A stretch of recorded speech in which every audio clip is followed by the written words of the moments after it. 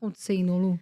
Pois é, Carol, você sabe que assim, enquanto não tem fato relevante, ainda é suposição, né? Desde maio do ano passado, também essa não é uma notícia muito nova, mas acho que na época o pessoal talvez não tenha entendido muito bem o que estava acontecendo.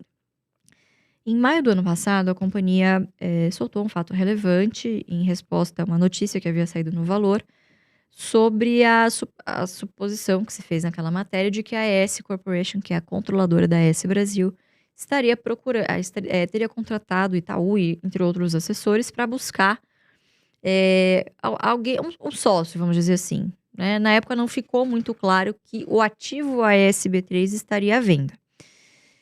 Agora, quando essa notícia foi oxigenada novamente no mercado, veio com uma outra roupagem, né? Saiu como tipo, olha, a AES Brasil está à venda. Opa, então a gente já tem uma interpretação diferente daquele mesmo fato do ano passado. Então, como que a gente está lidando com isso? Vendo friamente, né? A gente tem as mesmas notícias que todo mundo, a gente está acompanhando com o que está saindo na mídia.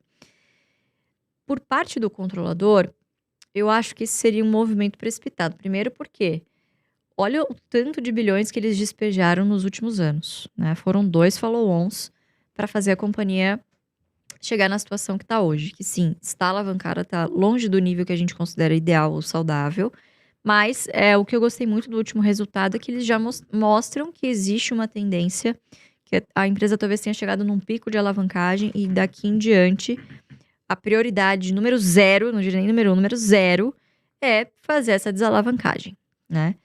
Então, colocando o ativo à venda, se isso for uma verdade, isso coloca a AES Brasil numa posição meio que de desvantagem, né? Então, eu particularmente estou aguardando para ver, porque assim, não é incomum você quando tem ativos, principalmente quando o ativo fica muito pequeno, quando você é um player global, não é incomum que você, conversar não paga, entendeu? Não necessariamente isso vá se concretizar em ofertas, enfim, mas a gente está aguardando, né? Não tem como você tomar nenhuma atitude de comprar, de vender, então a gente está aguardando sem antes não ter uma definição concreta se de fato há propostas, quem são os interessados, né? Saiu uma notícia recente também sobre os potenciais interessados. Alguns ali eu discordo, eu acho que não estão vendo isso no momento, por exemplo, a Engie. Assisti uma entrevista recente do CEO da Engie dizendo, olha, vendemos a 15% da TAG e a nossa prioridade, olha, desalavancamos e com esse caixa a nossa prioridade agora é transmissão.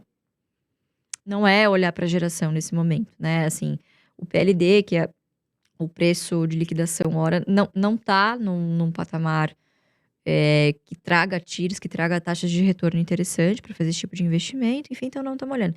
Então, assim, enquanto não sair um fato relevante, concreto, da empresa dizendo, olha, temos uma oferta, a gente não vai fazer nada. Porque não tem nada de concreto. Você não sabe quais são os termos não pode ser, inclusive, nenhuma venda. Pode ser uma fusão com troca de ações. Entende? Então, ainda é muito incerto para a gente proferir um diagnóstico, se é para comprar, se é para vender.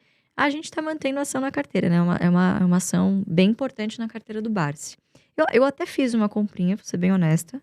Caiu dos 10,20, eu falei, gente, não é possível. E fiz aquilo que eu digo, o aportezinho de manutenção, aquele que não vai doer, mas é só para dar um belisquete lá pro jacaré não morrer De fome. não morrer de jejum intermitente, né? Legal. Lu, e pensando em crescimento, olhando para o cenário de hoje, 2024, quais ações estão chamando a atenção sua, no caso, do pessoal do AGF? É que são opiniões muito divergentes, mas na opinião da Luiz Barsi. Legal. Sempre que a gente fala de crescimento, falando de AGF, é sempre o crescimento aliado a empresas que ainda distribuam pelo menos 6% ao ano em dividendos para seus acionistas, tá? Falando aqui de fatos públicos, né, de Klabin. Estou em período de silêncio na Klabin, mas já são dados públicos, então me sinto confortável em falar. Klabin continua sendo a ação de crescimento da carteira do Barsi aí nos últimos 40 anos, vamos dizer assim. E eu digo isso porque é uma empresa que acho que tem bons controladores, são controladores que merecem o benefício da dúvida, né? Sempre que o mercado... É normal que o mercado, que os acionistas questionem, enfim. Eu acho que a última prova disso foi agora essa aquisição do Projeto Caeté. Não sei se vocês estão acompanhando, mas é um ativo florestal incrível irreplicável nas proximidades, ou seja, tem ali um raio em volta das plantas da Klabin, lá no Paraná, que são, assim, fantásticos, sabe. Então, tem várias sinergias em custo caixa, questões logísticas extremamente importantes, né, e coloca a companhia num patamar bastante favorável, vamos dizer assim, de autossuficiência de madeira, né, depender menos de madeira de terceiros. Então, tudo isso, pessoal, é público, saiu agora em dezembro, né, tem todo o material do projeto Caetê, um projeto fantástico. Então, acho que olhando para um período um pouco mais curto, médio prazo, né, a gente tem um cenário da celulose que, pô, a gente saiu de últimos 15, 18 meses que foram calamitosos, né, para craft, para celulose, enfim.